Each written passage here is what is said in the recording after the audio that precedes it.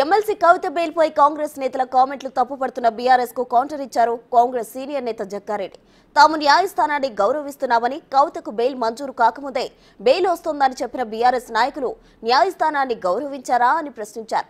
బీజేపీలో బీఆర్ఎస్ విలీనాలకు పొత్తుకు అంగీకరిస్తేనే కవితకు బెయిల్ వచ్చిందని తెలిపారు. మేము జ్యుడిషియల్ గౌరవిస్తున్నాము. జ్యుడిషియల్ జడ్జి గారు చెప్పకముందే BRS media KTR, Harish Rao, KCR bail వచ్చిందని వాళ్ళ మీడియా ద్వారా ప్రచారం చేస్తున్నప్పుడు మనం ఎందుకు ఈ జ్యుడిషియల్ గౌరవించకుండా ఇలాంటి బెయిల్ వచ్చిందని చెప్పడము? జ్యుడిషియల్ వాళ్ళని తప్పు పట్టాలి.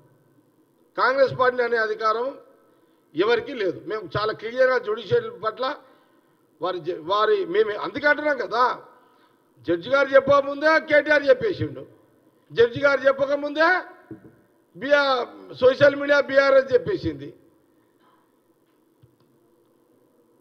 దీన్ని జ్యుడిషియల్ గమనించాలని కాంగ్రెస్ పార్టీ కోరుతున్నది. ఈడీ అడ్వకేట్ వాదించిండు. ఏమని వాదించిండు? కవితనే main main main main main villain Kavitha. Okay, liquor business, liquor mafia business king ఎవరు? కవిత. కవితకేమో liquor mafia king villain Kavitha. ఈమెకు 5 నెలలకు వచ్చింది. బ్యాక్గ్రౌండ్ ఎవరు?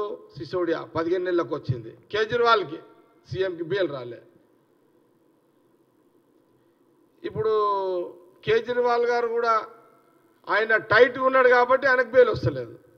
మరి దీన్ని బట్టి మనకేం స్పష్టంగా తెలుస్తుంది కదా, ఇంత క్లియర్ పిక్చర్ ఉంది ముంగట. కాబట్టి ఇది డైరెక్షన్ బీజేపీ గవర్నమెంట్, ప్రధానమంత్రి మోడీ గారు, అమిత్ షా గారు ఇచ్చిన డైరెక్షన్లో భాగమే ఈరోజు బీఆర్ఎస్ కవిత రిలీజ్ సంబరాలు. 2 రకాల